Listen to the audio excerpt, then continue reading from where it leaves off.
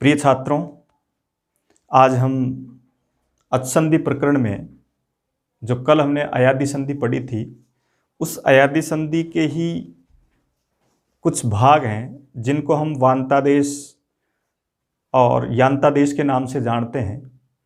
तो उस अयादी संधि को आगे बढ़ाते हैं। अयादी संधि में सामान्य सूत्र था एचोय वायव, जो एच के स्थान पर क्रमशः अय, औ, आय और आव आदेश करते थे।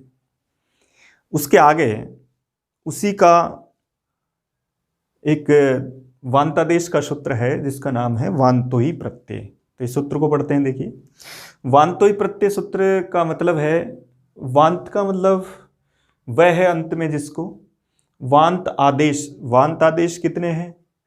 वांत आदेश दो होते हैं, एक औ और एक आव। यांतादेश भी दो होते हैं, एक अय और एक आय। तो वांतादेश की बात कर रहे हैं। वांतादेश संधि यानी औ और आव जो होते हैं वो पता भी है आपको। औ और आव का स्थानीय क्या होता है? औ का स्थानीय होता है ओ और आव का स्थानीय होता है औ। तो उन दोनों के स्थान पर हम यह आदेश करने जा रहे हैं। लेकिन अब ये किस स्थिति में होता है? एच वायव सूत्र तो कहता है एच के पश्चात अच होना अनिवार्य है।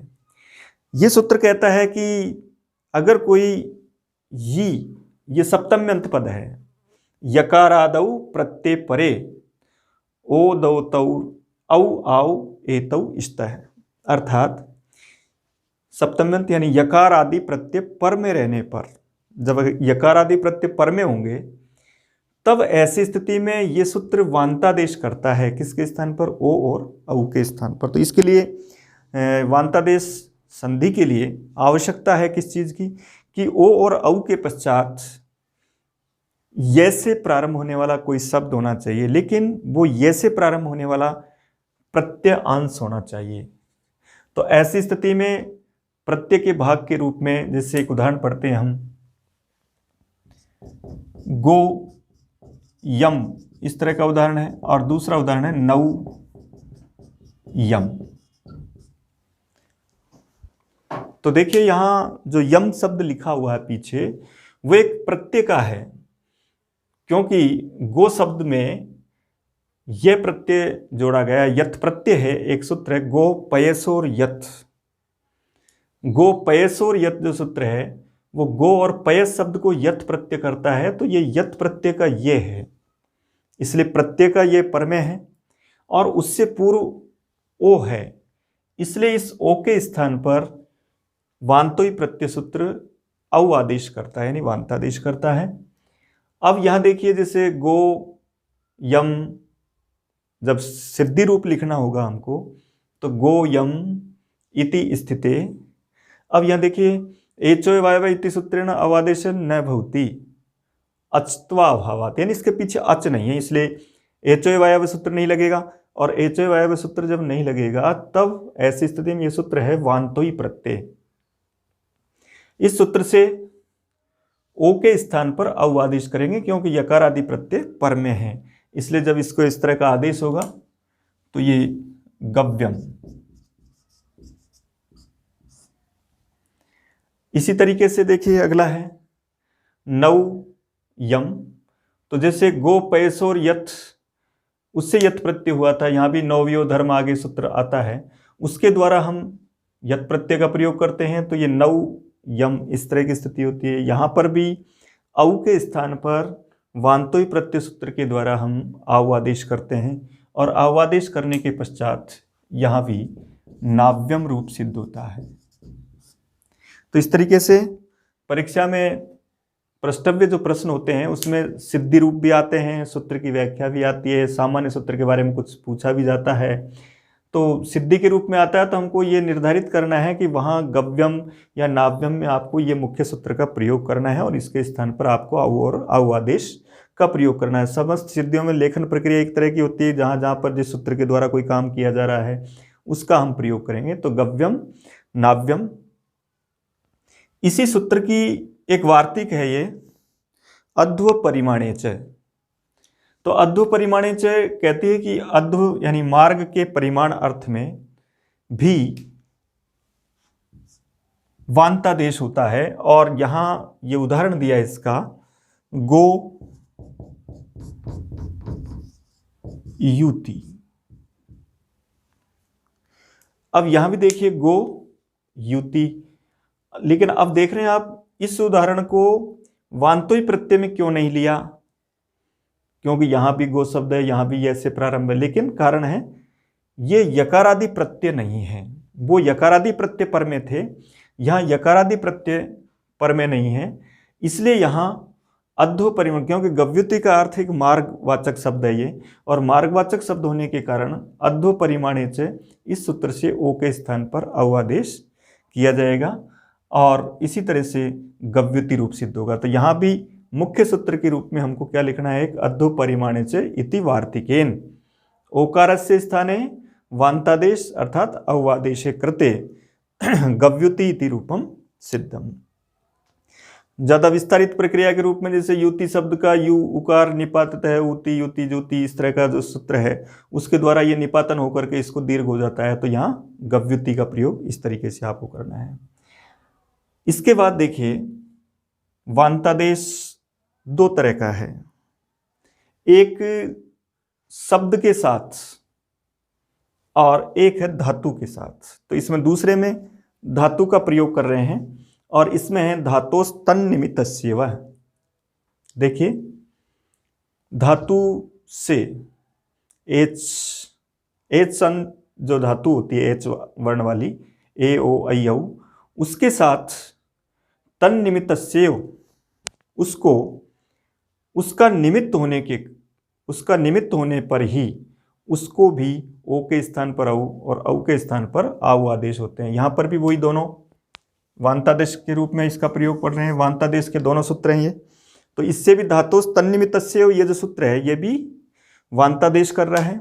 इसके लिए धातु आवश्यक है और धातु में भी उसका निमित्त ही होना चाहिए। जैसे आगे एक उदाहरण पढ़ेंगे, अगला उदाहरण है लव्यम। तो अब जैसे देखा जाए तो सामान्य रूप से एक ही बात है कि भाई लव्यम और गव्यम में कोई ज़्यादा अंतर नहीं है, सूत्र क्यों चेंज हुआ?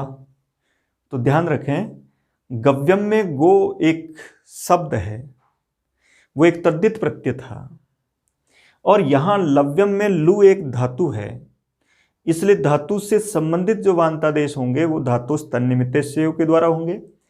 शब्द से जो प्रयोग किए जाएंगे वो वान्तोई प्रत्यय के द्वारा होंगे। इसलिए यहाँ लव्यम, तो लव्यम का संधि विच्छेद है लो यम, क्योंकि यहां लू धातु से यत प्रत्यय हुआ है। एक सूत्र पढ़ा अचो यत, आगे पढ़ेंगे। अभी आपका ये प्रथम वर्ष है और आप इस प्रकरण को सबसे पहले व्याकरण में प्रवेश कर रहे हैं, इसलिए उन सूत्रों का आपको ज्ञान नहीं है। थोड़ा सा ध्यान रखें, अचो यत सूत्र से यहाँ पर यत प्रत्यय का प्रयोग हुआ है, तो लू धातु है, यत प्रत्यय है, और यत प्रत्यय की वजह से उसको गुण होकर के ऊ को ओ हो गया, तो लो यम शब्द बनने पर यम हो जाएगा। वैसे यही है यत प्रत्यय का। तो अब लो प्लस ये जब रहता है और उसके बाद उसको पदांत होकर के लो यम लव्यम बन जाता है, तो इस ओ के स्थान पर वान्तादेश करने वाला सूत्र है धातोस तन्निमित्तस्य। बिल्कुल गव्यम की तरह ही लिखना है, गो प्लस यम इति स्थिति, यहाँ लो प्लस यम है, यहाँ सूत्र ये लगा देंगे धातोस तन्निमित्तस्य। इसके बाद दूसरा उदाहरण देख रहे हैं आप, अवश्य लाव्यम। क्या है ये? अवश्य लाव्यम।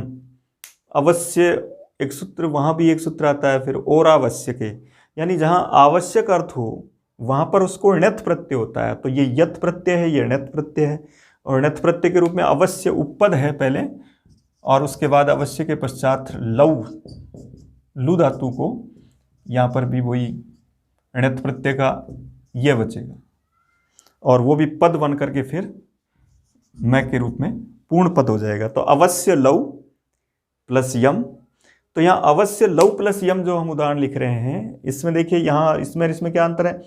ये ओ है, क्योंकि धातु के साथ यत प्रत्यय हुआ, यत में गुण होता है, और यहाँ अवश्य उपपद होने के कारण धातु से णित प्रत्यय हुआ, णित में वृद्धि होती है, इसलिए वृद्धि के रूप में लू को लव हुआ। तो अवश्य लव यम। तो अब यहाँ औ की जगह पर आउ आदेश वान्तादेश, यहाँ भी किस सूत्र के द्वारा? धातोस तन्निमित्तस्य, इसके द्वारा अवश्य लाव्यम, औ के स्थान पर आउ आदेश होकर के ये उदाहरण बनेगा। देखिए अब हमको केवल ये सिद्ध करना और इससे ये प्रत्यय होना इतना ही तक पर्याप्त नहीं है। आपको ये भी जानकारी होनी चाहिए कि कोई दूसरा उदाहरण कोई पूछे तो आपको ये बता देना चाहिए कि ये उदाहरण किस सूत्र का है। जैसे मान लो ये पूछा जाता है कि बताइए भाव्यम या भव्य ये किस सूत्र के उदाहरण हैं। तो ऐसी स्थिति में अब भव्य में ओ के स्थान पर अव आदेश के सूत्र से होगा। तो यहां पर भी देखिए इसको भू धातु से यत प्रत्यय के रूप में, इसका मतलब ये भी किसका, धातोस तन्निमित्तस्यैव उसके रूप में इसका प्रयोग करेंगे। अब इसी तरह भाव्य में भी णित प्रत्यय के रूप में इस तरह का प्रयोग करेंगे। अब देखिए आगे अगला सूत्र है क्षय्य जयौ शक्यार्थे। क्षय्य जयौ शक्यार्थे में देखिए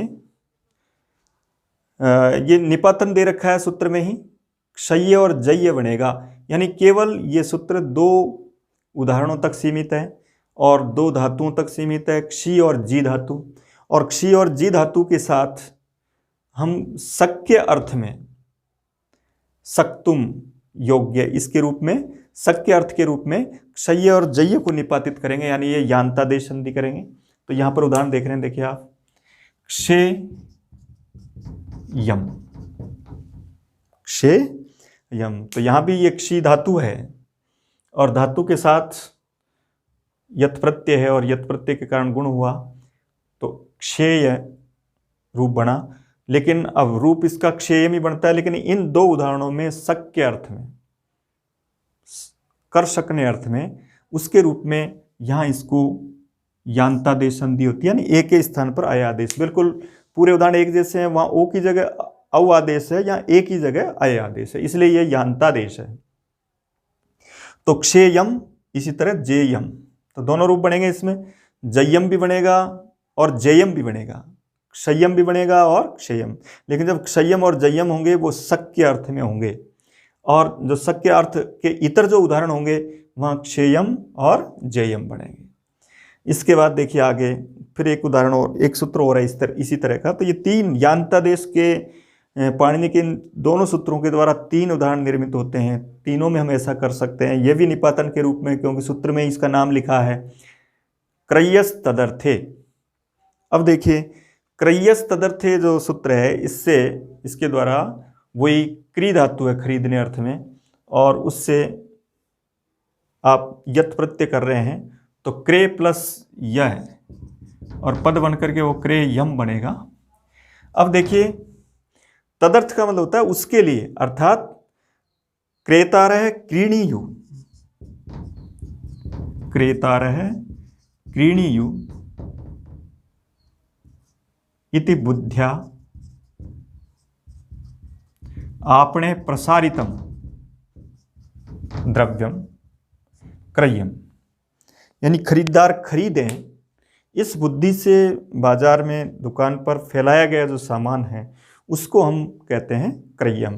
तो अन्य अर्थ में क्या बनेगा, अन्य अर्थ में जैसे वहाँ जेयम बना था वैसे ही यहाँ क्रेयम बनेगा। तो इस तरीके से क्रय्यम, क्षय्यम, जय्यम तीन यान्तादेश के उदाहरण हैं, दो सूत्रों के द्वारा निपातित होते हैं, क्षय्य जय्य शक्यार्थ है और क्रय्यस तदर्थ है। इस तरीके से ये यहाँ तक वान्तादेश और यान्तादेश के उदाहरण थे।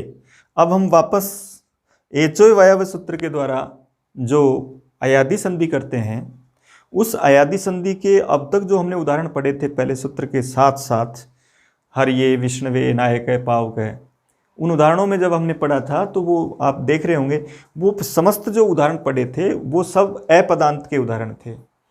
अब हम उस अयादि संधि को पदांत के रूप में ले रहे हैं कि पदांत में वो उसमें और क्या परिवर्तन हो सकता है। तो अब हम पदांत वाली अयादि संधि का प्रयोग कर रहे हैं, उसमें किस तरीके से परिवर्तन करेंगे। तो उसका सूत्र आता है, देखो, लोपः साकल्यस्य, लोपः साकल्यस्य ये जो सूत्र है, यहाँ भी पाणिनि ने साकल्य ऋषि का नाम लिखा, उनके मतानुसार यानी लोप होता है, इसलिए जब किसी ऋषि का नाम ले रहे हैं तब वहाँ वैकल्पिक की प्रयोग की स्थिति आती है। तो देखिए अवर्ण पूर्वयो, अवर्ण पूर्वयो पदांतयोर यवयोर व लोपोसी परे, यानी अवर्ण पूर्व में होने पर उसके पदांत में जो ये और वह होते हैं उनका विकल्प से लोप होता है अस परे रहते। अवर्ण पूर्वयो पदांतयोर यवयोर व लोपो असि परे, अवर्ण पूर्व में होना चाहिए और पदांत होना चाहिए, तो उस पदांत के ये और वह का लोप होता है। जैसे एक उदाहरण दिया हुआ है, देखिए हरे प्लस एही, देख रहे हैं, तो हर एही। अब देखो हरे प्लस एही, तो सबसे पहले हरे प्लस एही इति स्थिते, अब वही सूत्र लिखेंगे एचो वायव, और उस सूत्र के द्वारा इति सूत्रेण ए स्थाने अयादेश, तो हर यह एही। अब देखिए हर यह एही, ए की जगह अयादेश हो गया, एचो वायव इति सूत्रेण एकारस्य स्थाने अयादेश, हर यह एही इति स्थिते। अब ऐसी स्थिति में अब ये पदांत था हरे, संबोधन का एक वचन है, ठीक है, और संबोधन का एक वचन के रूप में ये पद है।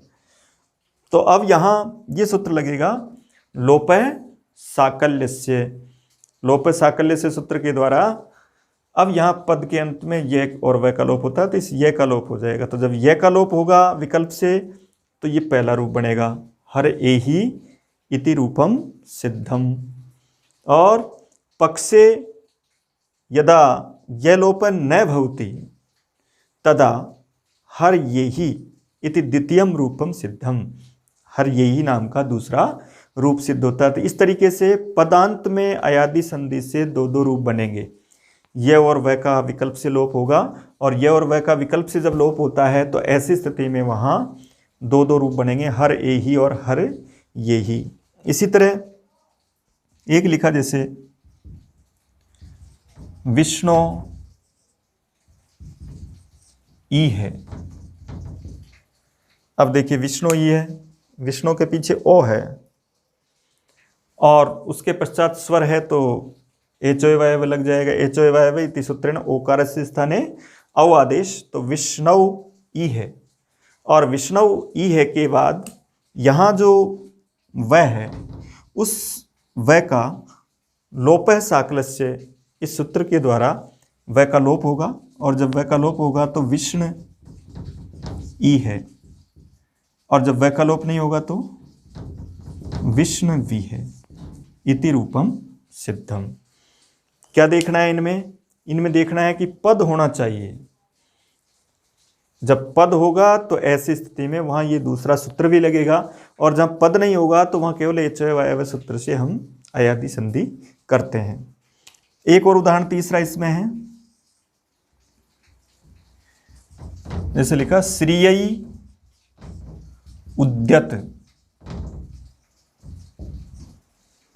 अब श्रीयई, तो यहां पर आई है, इसको आय आदेश करेंगे और आय के ये का लोप हो जाएगा, लोप है, तो एक बार बनेगा श्रिया उद्यत और एक होगा श्रिया युद्धत।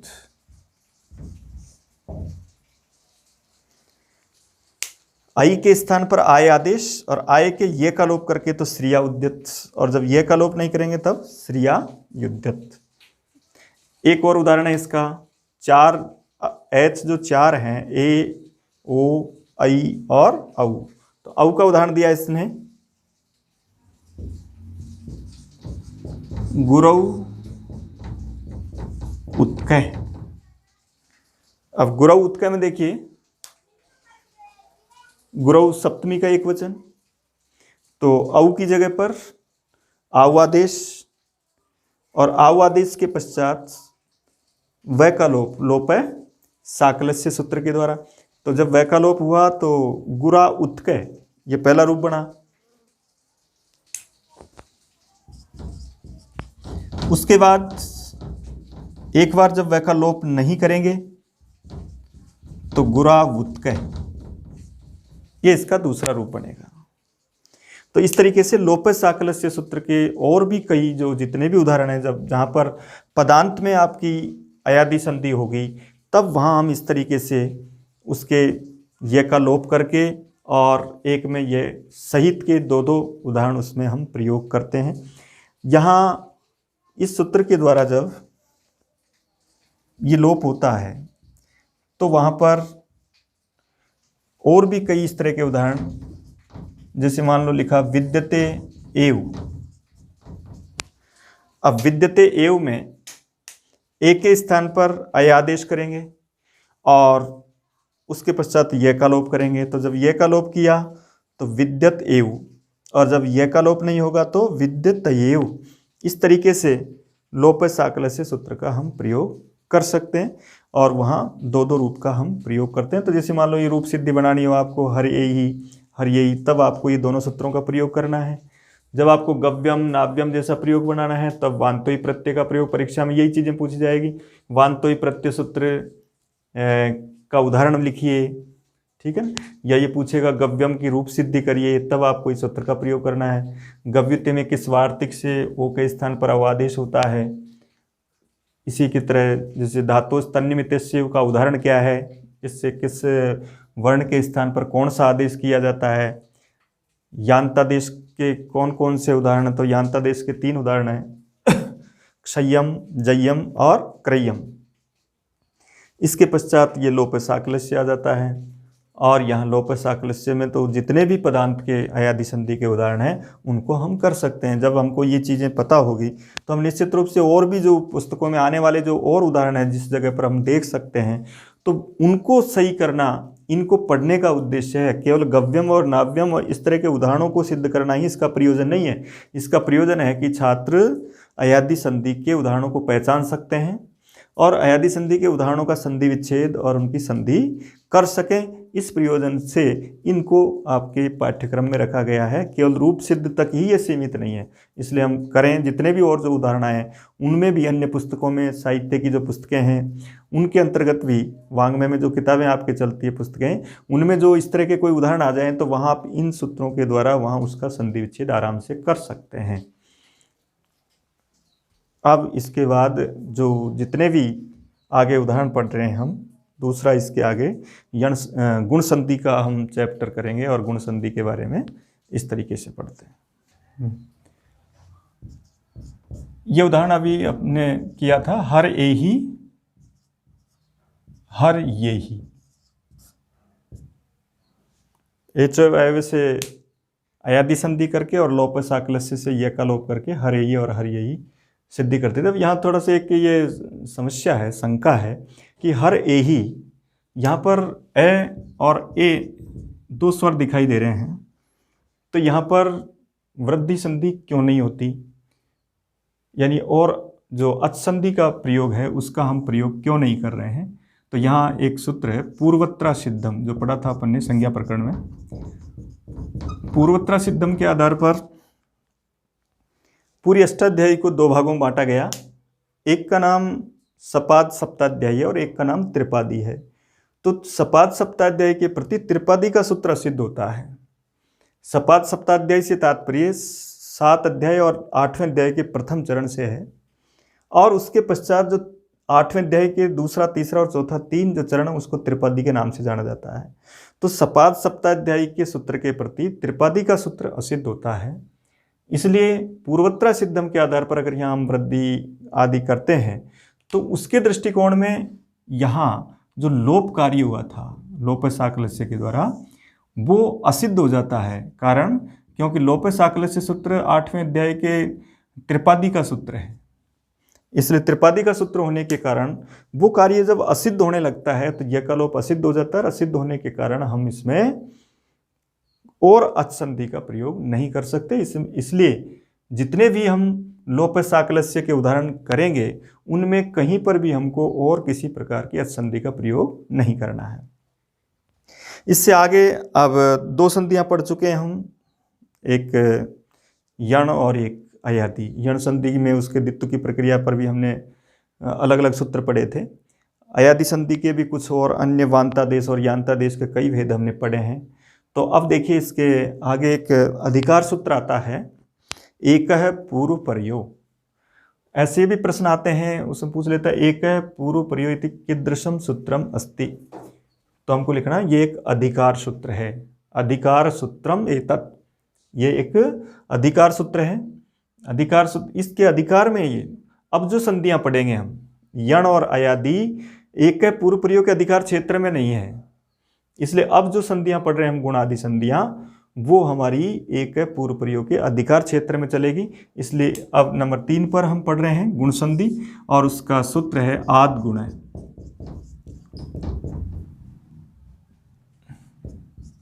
अवर्णात्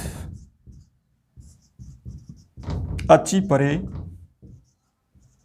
पूर्व पर्यो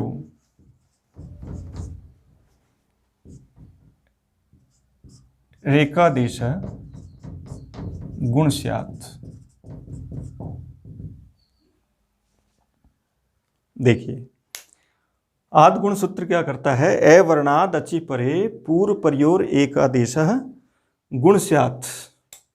अब यहां एकादेश होता है पूर्व और पर के स्थान पर, अवर्ण के पश्चात। तो अवर्ण के पश्चात का मतलब है ए या आ। यहां आद का तात्पर्य आ के पीछे तपर नहीं है, यहां आद का मतलब अवर्ण की पंचमी है, इसलिए इसका अर्थ करते हैं अवर्णात्। और अवर्ण में दोनों आ जाते हैं सवर्ण संज्ञा के होने के कारण, ए और आ। तो अवर्णात्, इसके बाद अचि परे, अच का मतलब सभी स्वर आ गए। ऐसी स्थिति होने पर पूर्व और पर को मिला करके एक आदेश गुण होता है, दोनों के मिलान पर उन दोनों की जगह पर एक ही आदेश गुण किया जाता है। अब देखिए इसमें ये अच लिखा है, तो पहली बार तो इस सूत्र के द्वारा कोई भी अच सामने आएगा तो भी गुणादेश प्राप्त होता है, लेकिन जब इससे गुणादेश प्राप्त होता है फिर उसमें जैसे वृद्धि संधि आएगी तो वो एच में वृद्धि हो जाती है, इसलिए इसके अंतर्गत फिर केवल जो गुण की दृष्टिकोण से जो स्वर रह जाते हैं वो केवल ये रह जाते हैं, इनके स्थान पर ही गुण किया जाता है। वैसे तो यहाँ अच लिखा है सूत्र की वृत्ति में, तो अवर्णात् अचि लिखा है, और अवर्णात् अचि का मतलब अवर्ण के पश्चात अच परे रहते गुण प्राप्त होता है इस सूत्र से। ए प्लस ए में भी गुण प्राप्त होता है, ए प्लस ए में भी गुण प्राप्त हो जाता है, लेकिन उनका जो क्षेत्र है वो किसी दूसरी संधि में चले जाने के कारण, वृद्धि संधि में चले जाने के कारण वृद्धि हुआ। जहाँ पर दीर्घ संधि का स्थिति आएगी वहाँ उन अपवाद सूत्रों से इस सूत्र को बाद दिया जाता है, और यहाँ केवल ये बच जाते हैं फिर ई, उ, री और लरी। तो इस स्थिति में ही हमको गुण करना है। अब गुण हमने पढ़े थे पहले, अध्ययन गुण सूत्र से 3 गुण होते हैं, गुणों की संख्या 3 है, ए और ओ। तो ये गुण करने हैं हमको। तो ये गुण की साम्यता को देखते हुए इस तरह का गुण किया जाएगा। जैसे ए और ई के स्थान पर क्या गुण करेंगे, तो अकुह विसर्जनीय नाम कंठ है, इचो ऐसा नाम तालु, तो कंठ तालु, तो वहाँ भी होगा ए दई तव कंठ तालु। इसी तरह ए और ऊ के रूप में ओ दऊ तऊ कंठोष्टम। अब बचा कौन, ए, तो वहाँ ए और री के आधार पर वहाँ इन दोनों के स्थान पर कौन सा करते हैं, हम ए गुण करते हैं।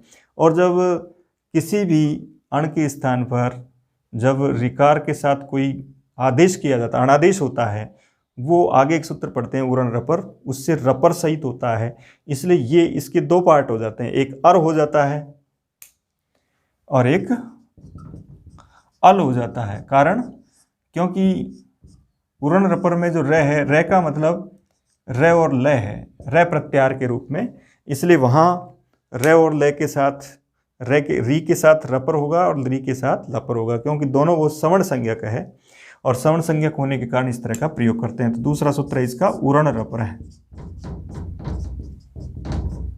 तो यहाँ इसमें अण को जो आदेश होते हैं वो रपर सहित होते हैं।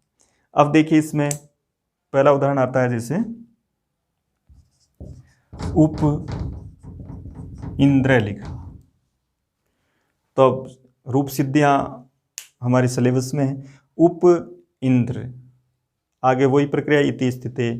अब यहाँ आद गुण इति सूत्रेण अकार इकार्यो स्थाने एकार गुणादेशे, ए और ई के स्थान पर ए गुणादेश होता है, और मिल करके वो उपेंद्र रूप सिद्ध हो जाता है। इसी तरह से एक दूसरा उदाहरण पढ़ते हैं इसमें, गंगा उद्गम। तो यहां भी देखिए आ, ए या ए वर्ण का मतलब ए भी हो सकता है और आ भी हो सकता है। तो ये आ और ऊ के स्थान पर गंगोदकम। आकार उकार्यो स्थाने ओ गुणे गंगोदकम इति रूपम सिद्धम। इसी तरह से एक री वाला उदाहरण जैसे लिखा, कृष्ण रिद्धि। तो यहां ए और री के स्थान पर आद्गुण सूत्र से गुण होगा, गुण तो ए होगा, लेकिन उसके बाद उरण रप रहा है, इति सूत्रेण रप्रत्वे, और रप्रत्व होकर के ये कृष्णार्थी।